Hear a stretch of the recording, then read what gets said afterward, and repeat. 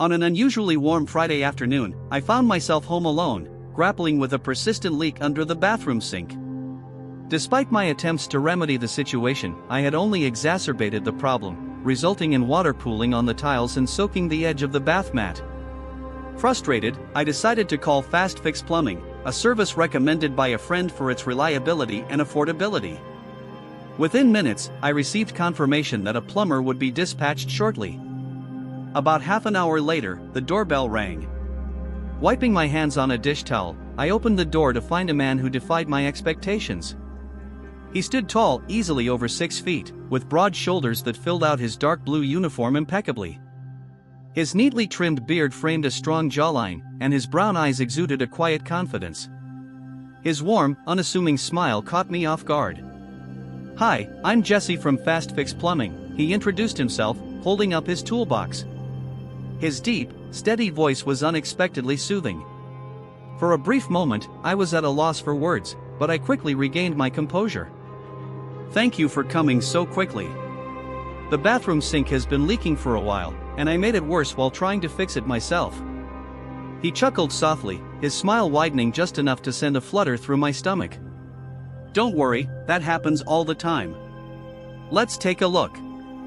I led him through the house to the bathroom, suddenly acutely aware of my surroundings. Had I left anything embarrassing out? Was the counter clean? As he set down his toolbox, I felt a mix of anxiety and anticipation. Crouched by the sink, I attempted to keep my distance from him, yet my eyes were drawn to his figure, the way his shirt clung to his back with each movement, the subtle shadow of stubble along his jawline. He broke the silence, saying, "You tried to fix this yourself?" I admitted sheepishly, "Yeah, not my finest moment." He looked up at me with a grin and remarked, "Well, I'll let you know if it's salvageable or if you've committed plumbing crimes." I laughed, feeling some of the tension dissipate.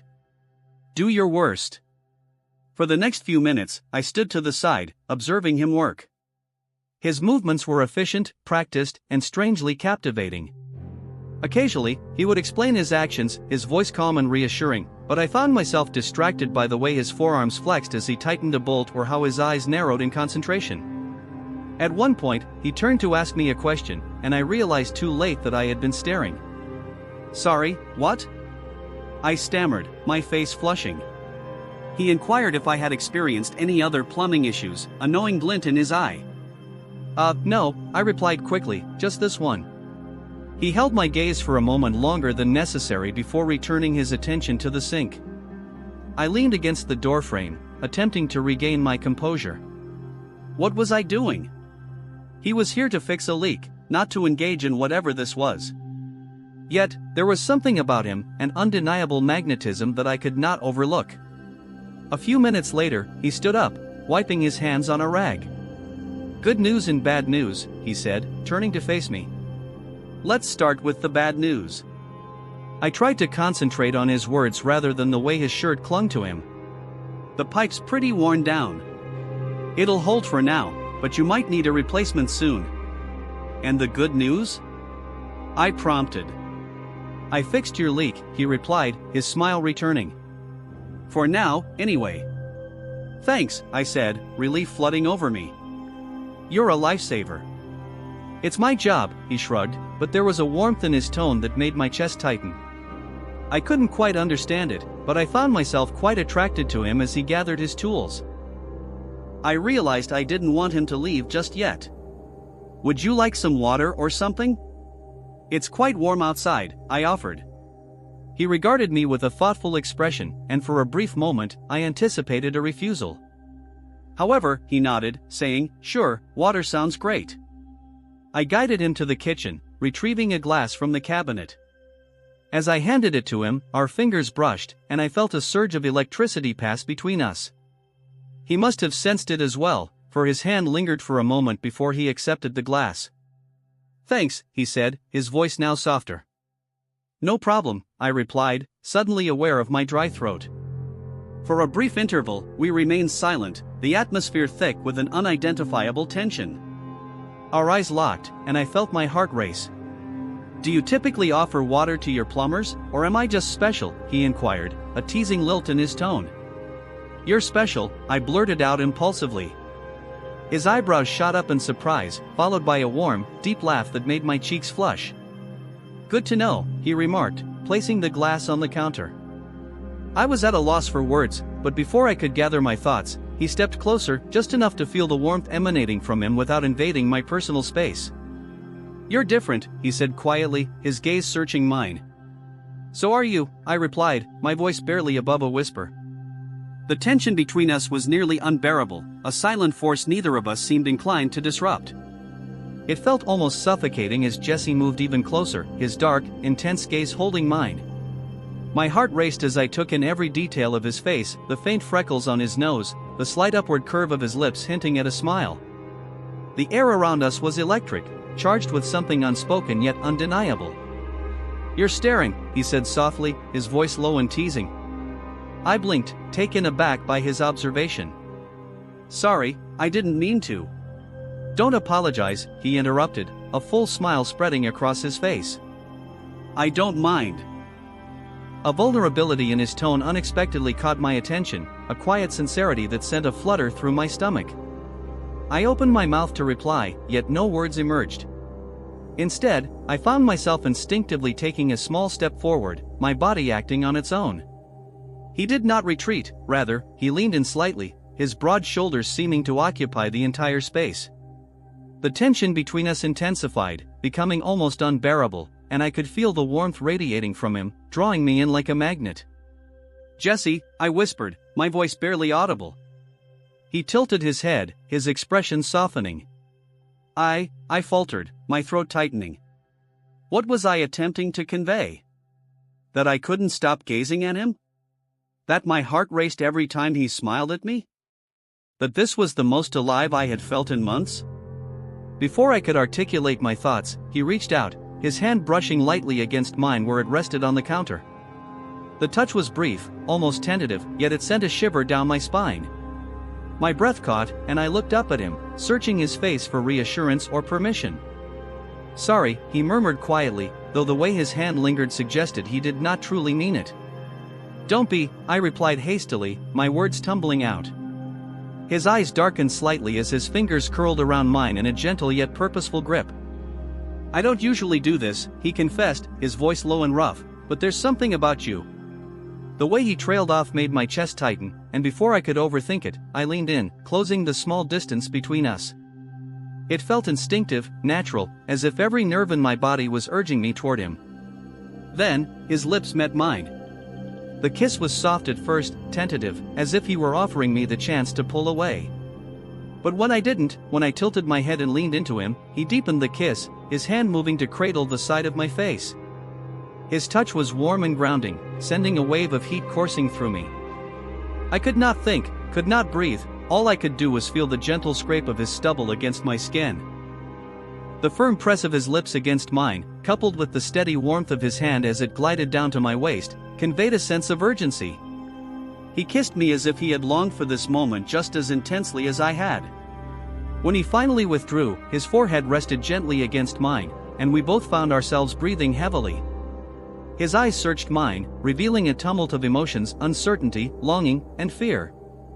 "I shouldn't have done that," he murmured, though his tone lacked any real conviction. "I'm glad you did," I replied, my voice steady despite the rapid beating of my heart. He chuckled softly, his thumb brushing lightly against my cheek. "You're something else, you know that?" At a loss for words, I chose silence, allowing the moment to resonate. His hand remained on my waist, his touch providing a grounding sensation I hadn't realized I craved. However, the weight of reality soon began to intrude. "This isn't exactly professional," he remarked after a pause, his voice tinged with regret.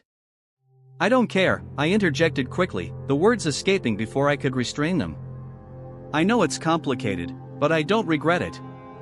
He regarded me for a long moment, his expression softening. "Neither do I," he confessed quietly. The atmosphere between us shifted once more, the tension easing just enough to create space for something gentler, something more authentic. He stepped back slightly, his hand slipping away from my waist, and I instantly felt the absence of his warmth. "I should probably finish packing," he said, though he made no move to depart. "Yeah," I replied, my voice now subdued. For a brief moment, we remained still, the silence enveloping us. It was heavy yet not uncomfortable, rather, it felt as though we were both attempting to comprehend the significance of what had just transpired and what it meant for our future. "Do you need anything else fixed?" he finally asked, a small, almost bashful smile playing on his lips. I shook my head. "No, you've done enough." "Okay," he said, nodding slowly. I'll grab my tools." He turned to leave, but I reached out, taking hold of his hand before he could take a step away. Jesse turned to me, his expression a blend of surprise and curiosity.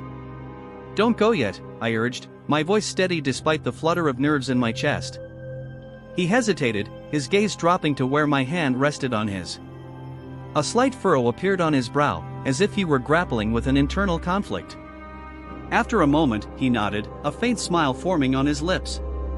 "All right," he replied softly, "I'm not going anywhere." A wave of relief washed over me, and I stepped back slightly, gesturing toward the couch. "Why don't you sit down? You've been working all morning." He chuckled lightly, running a hand through his hair. "It wasn't that much work, but sure." As he settled onto the couch, I busied myself in the kitchen, pouring 2 glasses of water. My hands trembled slightly, the adrenaline still coursing through me from the earlier events. When I turned back, Jesse was watching me, his gaze warm and steady, causing my pulse to quicken once more. I handed him a glass, and our fingers brushed briefly. That small contact sent a jolt through me, prompting me to quickly turn away and sit at the other end of the couch, creating some distance. Yet, even with the space between us, the room felt smaller, the air thick with unspoken tension. "Are you okay?" he asked gently after a moment. I nodded, taking a sip of water to steady myself. "Yeah, just processing." He leaned back against the cushions, his broad shoulders taking up more space than seemed possible. "Me too," he admitted, his voice quieter now. "This isn't exactly how I thought today would go." I let out a soft, shaky laugh. "Yeah, me neither." We sat in silence for a few moments, a hum of the air conditioner the only sound in the room. I wanted to say something, anything to break the quiet, but the words eluded me. Jesse, however, seemed perfectly content to let the silence linger, glancing at me occasionally with an expression I couldn't quite interpret. Finally, he broke the stillness. "Can I ask you something?" "Certainly, here is a rewritten version of the provided text." I assured him that my voice was now more composed. "What's going on with you?" he inquired, a playful smile gracing his lips. I blinked, momentarily taken aback. "What do you mean?" I asked. He leaned in slightly and replied, "Guys like me don't typically find themselves kissing someone like you on an ordinary Tuesday." My cheeks flushed as I looked down at my hands, uncertain of how to reply. "I don't know," I admitted. "Honestly, I suppose there's just something about you." He chuckled, the sound low and warm, which made me smile despite myself. I glanced up to see him observing me with a softness in his eyes that caused a pang in my chest. "What about you?" I inquired, my voice barely above a whisper. He hesitated, his expression shifting to one of seriousness. "Truthfully, I'm not sure," he confessed. "I've been trying to understand that since I entered this place." I tilted my head, curiosity rising despite the lingering nerves in my stomach. "What do you mean?" I prompted. He sighed, running a hand through his hair once more. "This isn't something I typically engage in. I always maintain a professional demeanor, but the moment I saw you..." His voice trailed off as he lowered his gaze to his hands. It felt as if everything I believed about myself vanished. The vulnerability in his tone surprised me, stirring a complex mix of emotions, excitement, fear, and hope intertwined in a way that left me breathless. "Just," I said softly, leaning slightly toward him, "you don't need to justify yourself." He looked up, his eyes locking onto mine. "I feel like I must," he replied quietly, "because this isn't just a random occurrence for me, it holds significance." His words struck me profoundly, and I had to remind myself to breathe. "It means something to me as well," I confessed, my voice barely audible. The atmosphere in the room shifted once more, becoming denser yet not unpleasant. It felt as though we were both holding our breath, anticipating the next move from the other. Jesse was the first to disrupt the silence, leaning forward and taking my hand in his. "Tell me to stop if this is too overwhelming," he said softly, his thumb gently brushing against my skin. I shook my head gently, my heart racing so intensely that I was convinced he could hear it. "Don't stop," I said, my voice unwavering despite the tempest of emotions swirling within me. He responded with a small, almost bashful smile that caused a pang in my chest. Then, he leaned in. This kiss was no longer tentative or uncertain. It was assured, confident, and radiated warmth that coursed through me like wildfire. His hand cradled the back of my neck, drawing me closer, and I found myself surrendering to him, my hands gripping his shoulders for stability. The outside world faded away, leaving just the two of us in that moment. His touch was firm yet gentle, his kisses slow and intentional, as if he wished to relish every second. It transcended a mere kiss, it was an unspoken promise, undeniable and real, affirming that this connection mattered. When we finally separated, we were both breathless, our foreheads resting against one another as we attempted to regain our composure. Jesse's hand lingered on my neck, his thumb grazing my skin in a way that sent shivers down my spine. "You're incredible," he murmured, his voice low and filled with emotion. "So are you," I replied, my voice quivering slightly. He smiled, his eyes softening as they met mine. "I don't know where this is headed," he confessed, "but I want to discover it." "Me too," I responded, and I meant it. For a long moment, we remained there, our hands intertwined, the silence between us transformed from heavy to imbued with a quiet understanding. Whatever this was, it was merely the beginning, and I eagerly anticipated where it would lead. Indeed, I was correct, this was just the start, for what lay ahead was even more extraordinary than what had already transpired. Jesse leaned back slightly, his gaze fixed on mine, his hand still resting gently on my neck. A palpable heat filled the room, something that had either been absent or simmering just beneath the surface, waiting for the opportune moment to erupt. His touch remained steady, grounding, as if he was not yet ready to let go. "I was not the only one feeling this way, you know," Jesse began, his voice low and accompanied by a hint of nervous laughter. "This was not quite what I had envisioned when I entered this space today." His thumb brushed against my skin absent-mindedly, a subtle gesture that sent a shiver coursing down my spine. "What did you envision?" I inquired, my voice gentle yet tinged with curiosity. I was hanging on to his every word, my heart racing as I awaited his response. He chuckled, the sound rich and warm, as if he were amused by his own thoughts. "I thought I would fix a pipe, perhaps give you a brief explanation of what went wrong, and then leave, simple as that." I tilted my head slightly, a playful smile forming on my lips. "And instead?" His gaze fell to my lips for a fleeting moment before returning to my eyes. "Instead, I'm here with you, and I'm uncertain if I want to leave." My breath caught at his admission, the words suspended in the air between us like an unspoken promise. The sincerity in his gaze and the raw honesty of his voice were disarming, making me yearn to hold him even closer. "You don't have to," I replied, the words slipping out before I could reconsider. Jesse's lips curled into a small, almost bashful smile. "You say that, but a part of me wonders if I am dreaming right now." I let out a soft laugh, shaking my head. "You are not dreaming." "Good," he murmured, his hand gliding from my neck to my shoulder, where it lingered, warm and reassuring. "Because I don't think I would want to wake up." The tension between us was palpable, an electric charge that made the air feel thick and heavy. I could sense the warmth radiating from him, the faint scent of his cologne enveloping us. Everything about him, his presence, his touch, the way his voice resonated deep within me, was overwhelming in the most delightful manner, and I wished for it to last. "You are something else," Jesse remarked suddenly, his voice soft yet filled with conviction. "I cannot quite articulate it, but you make it incredibly difficult to walk away." "Then don't," I replied. I spoke softly, struggling to find my voice amidst the rapid beating of my heart. For a brief moment, he paused, his gaze searching mine as if attempting to unravel a mystery to which only I possessed the key. Gradually, a smile emerged on his face, a blend of relief and disbelief. "You have no idea what you are doing to me right now," he remarked, his tone playful yet tinged with a deeper emotion. "Perhaps I do," I replied, a smile forming on my lips in response. He chuckled softly, the sound easing the last remnants of my anxiety. Without further hesitation, he leaned in once more. This time, our lips met in a kiss that was more profound and assured than the first. It unfolded slowly and intentionally, as if he were cherishing each moment. I found myself surrendering to it, my hands instinctively moving to his chest, fingers gripping the fabric of his shirt as I drew him closer. The warmth radiating from his body against mine was intoxicating, and the steady cadence of his breath anchored me in a moment that felt almost dreamlike. Jesse's hands traveled to my waist, his grip both firm and gentle as he maneuvered me backward, lightly pinning me against the counter. The coolness of the surface contrasted sharply with the heat enveloping us, sending a shiver coursing down my spine.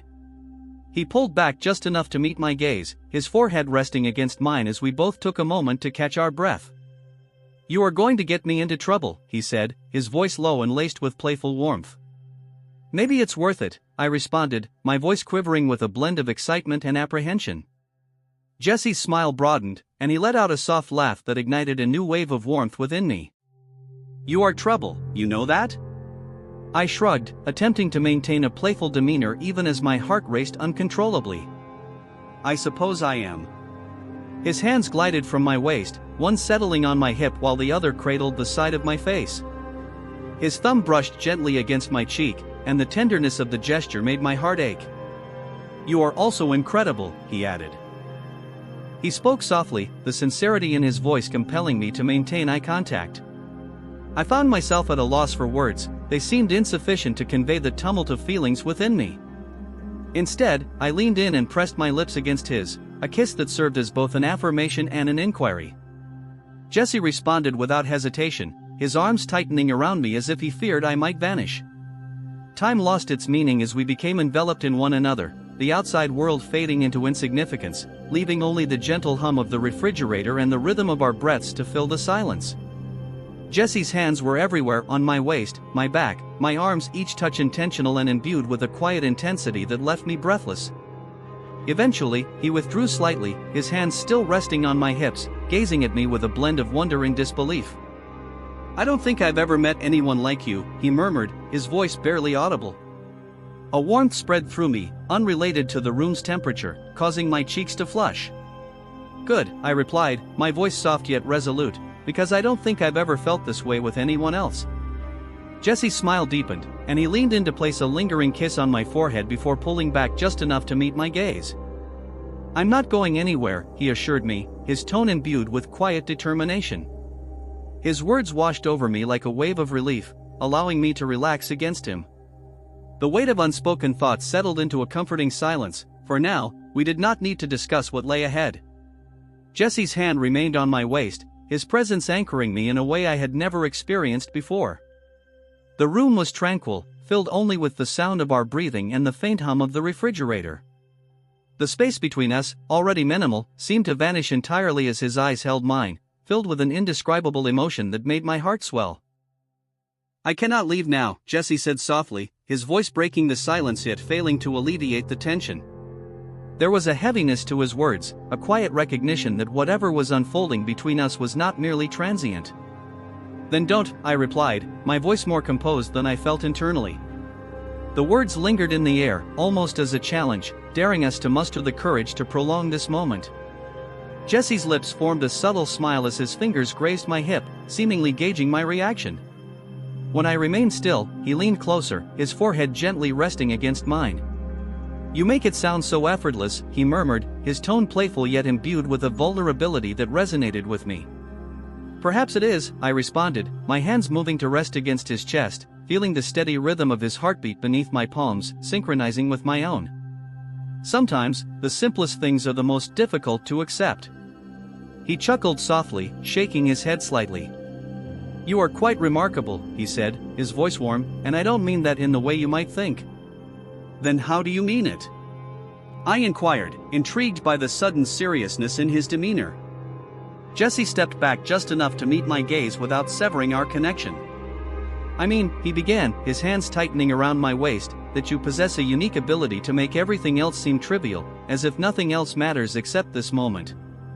His words struck me profoundly, the raw honesty leaving me momentarily breathless. "You have no idea how much I needed to hear that," I said softly, my voice quivering under the weight of my emotions. "Well, it's the truth," he replied, his thumb brushing against my cheek in a gesture so tender it caused my heart to ache. For a while, we stood in silence, the space between us thick with unexpressed sentiments. I could feel the warmth of his body against mine, the steady rise and fall of his chest as he breathed. Every glance exchanged felt intentional, as if he were committing the nuances of this moment to memory, just in case. "May I ask you something again?" Jesse inquired suddenly, his voice disrupting the silence yet not the intimacy. I responded, my gaze unwavering from his. "What do you want?" His question was straightforward, yet the way he posed it, imbued with curiosity and sincerity, rendered it the most significant inquiry imaginable. I inhaled deeply, my thoughts racing as I sought to articulate my feelings. "I want this," I finally admitted, my voice scarcely above a whisper. "I want you." Jesse's demeanor softened, his eyes searching mine as if to confirm my sincerity. "Are you certain?" he asked, his tone gentle yet charged with an intensity that sent shivers through me.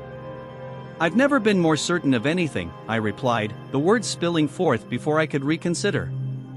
He remained silent, but the expression in his eyes conveyed a wealth of understanding. Gradually, he leaned in, his lips grazing mine in a kiss that was both tender and electrifying. It felt like a vow, an unspoken commitment that whatever lay ahead, we would confront it together. The kiss deepened, and I found myself enveloped in him, my hands weaving through his hair. Jesse's hands moved from my waist to my back, drawing me closer until there was no distance left between us. The warmth of his body, the strength of his embrace, and the way his lips danced against mine were all-consuming, leaving me breathless. Eventually, he glanced down, and upon realizing what was about to unfold, he took action. As time passed, we ventured even further, much further. It was extraordinary, a dream realized, to be with such a striking plumber. When we finally separated, both of us panting, Jesse let out a soft laugh, his hands returning to my waist as he enveloped me in a gentle embrace. "I'm not sure how we arrived at this moment," he said, his voice warm and filled with awe, "but I'm truly grateful we did." I expressed, my voice quivering under the weight of my emotions, "I simply do not want this to conclude." "It doesn't have to," Jesse replied, his tone unwavering. The confidence in his voice enveloped me in warmth, prompting a smile to break through the tumult of feelings within me. "Then let us not," I responded, my grip on his shoulders tightening slightly. Jesse's smile broadened as he leaned in to place a gentle kiss on my forehead before stepping back a bit. "You are remarkable," he said, sincerity evident in his voice. "You are aware of that, correct?" I felt my cheeks heat up, warmth spreading to the tips of my ears. "I believe you have mentioned it a few times," I replied, attempting to maintain a light-hearted tone, even as my heart raced. "Well, it bears repeating," he said, his eyes glimmering with a blend of affection and playfulness. For a while, we stood there, embracing one another as the outside world faded into insignificance. The moment felt delicate and transient, yet undeniably real, as if it were something we could cling to if we dared to be courageous. "Do you have to go?" I finally inquired, my voice barely above a whisper. Jesse paused, his gaze shifting between my eyes as he contemplated his response. "Not yet," he said, his voice gentle yet resolute. "Not if you wish for me to stay." "I do," I admitted, the words escaping before I could restrain them. "Then I will remain," he replied simply, his arms tightening around me to reinforce his commitment. In that instant, enveloped in his warmth and the soft ambience of the room, I realized this was merely the beginning. Whatever lay ahead, whatever obstacles we would encounter, we would confront them together. In the weeks that followed, life did not revert to normalcy, at least not for me. Every corner of my home seemed to echo with memories of Jesse, the faint scent of his cologne lingering in the air, the way he had smiled at me while fixing the kitchen pipes, and the gentle timbre of his voice. The conversation revealed sentiments I was unprepared to confront. Initially, we communicated frequently through brief messages, which gradually evolved into more substantial and personal exchanges. I discovered that Jesse was not merely a plumber who arrived at an opportune moment, he possessed a sense of humor, thoughtfulness, and an unexpectedly candid nature. He would send me pictures of various things that reminded him of me: a sunset during his commute, a whimsical sign at a hardware store, and each notification on my phone brought a delightful surge of joy. However, amidst the positivity, there were also moments of uncertainty. The nature of our relationship was certainly unconventional. Jesse was still navigating what it meant for him, and I was in a similar position. I often found myself overanalyzing, concerned that the connection we shared might extinguish before it had the opportunity to develop further. One afternoon, approximately 2 weeks after our initial encounter, Jesse surprised me with a phone call instead of a text. "I'm finishing up a job near your place," he said, his tone warm and familiar. "I thought I'd see if you were around." The prospect of seeing him again filled me with excitement, yet it also ignited a nervous energy that I struggled to suppress. "I'm here," I responded, attempting to maintain a calm demeanor. "Come by." When he arrived, it felt as though no time had elapsed. He entered my home with an air of ease, his smile broadening upon seeing me. "I hope there are no new leaks," he joked, and I couldn't help but laugh. "No leaks," I assured him, my heart racing as he moved closer. What struck me most in the subsequent weeks was the effortless nature of our interactions. Jesse did not merely enchant me, he provided stability, elicited laughter, and reminded me of the essence of genuine connection. While our relationship was not without its imperfections, there were instances when he would withdraw, hesitant, or when I would succumb to overthinking and allow my insecurities to surface. We consistently found our way back to one another. One evening, as we sat on my couch sharing a bottle of wine, he gazed at me with an expression I had not encountered before. "You know," he began softly, "when I came here that first day, I didn't expect to fix more than a mere fracture in a pipe." I leaned into him with a smile and inquired about what he had repaired. Instead of responding immediately, he hesitated, his hand lightly grazing mine. "I believe you have repaired me," he murmured softly, "or at least made me feel as though I could become whole again." The vulnerability expressed in his words left me momentarily breathless, and in that instant, I comprehended the depth of my feelings for him. Jesse was not merely a transient connection or an unforeseen encounter, he was someone who made me feel acknowledged, desired, and valued in a manner I had not experienced in years. As the weeks transitioned into months, our bond only grew stronger. There were no grand proclamations or theatrical moments, just the quiet, steady development of something genuine.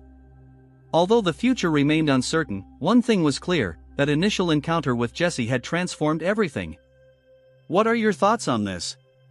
Would you have acted similarly, or would you have chosen a different path? Please share your opinions in the comments.